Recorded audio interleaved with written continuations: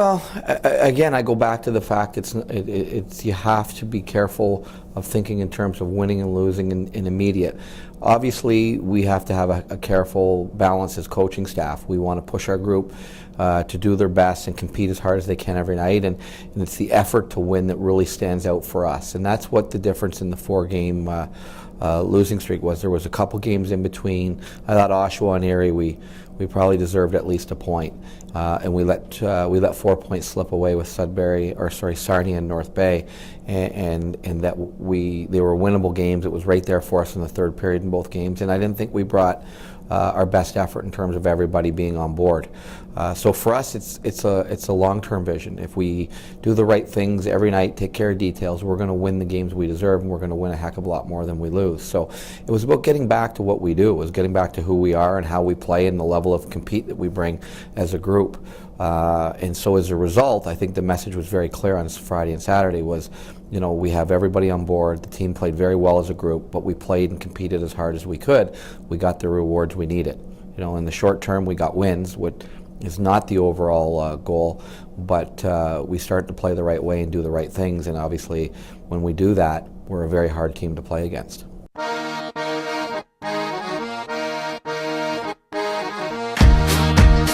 Well, you have to be careful.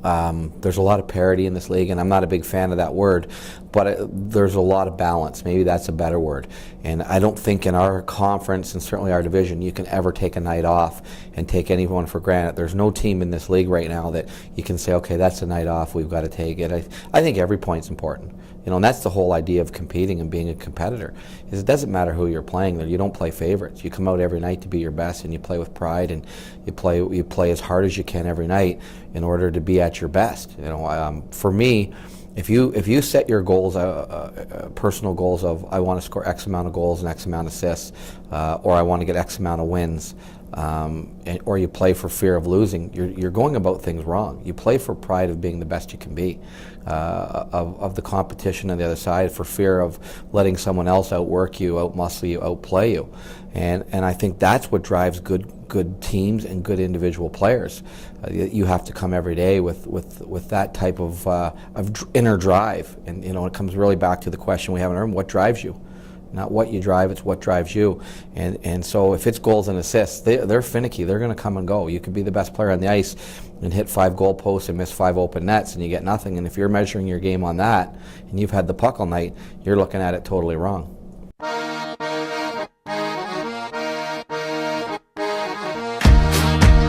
And again, that's a great lead into what we're talking about here, is that we've talked about playing the right way, to be a pro, how he plays away from the puck, how he competes on pucks, how he's hard to play against, how when we don't have the puck, he wants to get it back aggressively. It's making him more of a guy that has the ability to play at the pro level, night in, night out. They did a study a few years ago, and a first-line player in the NHL had the puck on his stick 2.5 minutes, 2 minutes 34 seconds. Out of 60 minutes, that's not a lot. So if you start going down the line, what's a second, third, fourth line guy have it? So if you're going to play that much time in a game without the puck, you better be darn good at it. And Kyle's really bought into that, and as a result, he's worked his way onto our penalty kill, he's worked his way onto our top line, he's a guy that can match up against other teams' big units, and I think that's getting his game ready for the pro level. But you'll see what's happened is he's starting to get rewarded. The byproduct of that is he's getting goals, he's getting assists, and that's what we really say, is that we don't want to take our eye off wins. Don't get us wrong, we don't want to take our eye off guys scoring points, but we have to really realize how do we get them, and it's more about the process. And he's a player that's really bought in, and he's getting rewarded with ice time, he's getting rewarded with opportunity, and a lot of people at the next level are starting to talk about him.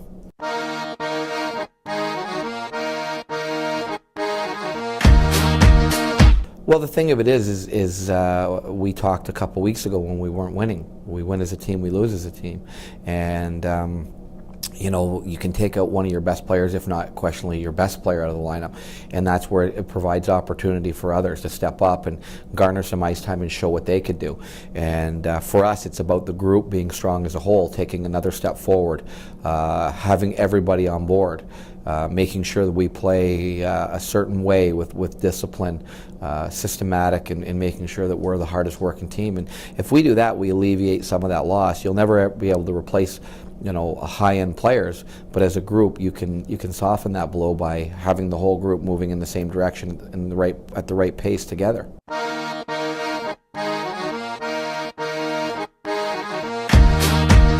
Well, listen, anytime you go into Guelph, you know the start's key. They come at you the first 10 minutes and they try and bombard you and intimidate you with speed and puck pressure. So for us, it's being ready to go from the get-go.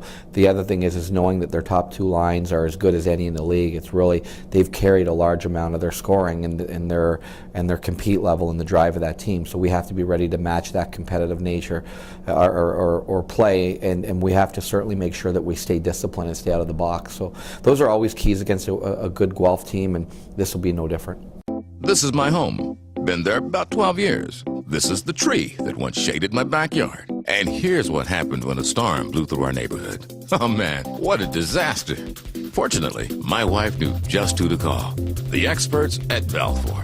So to recap, my home before the storm, my home after the storm.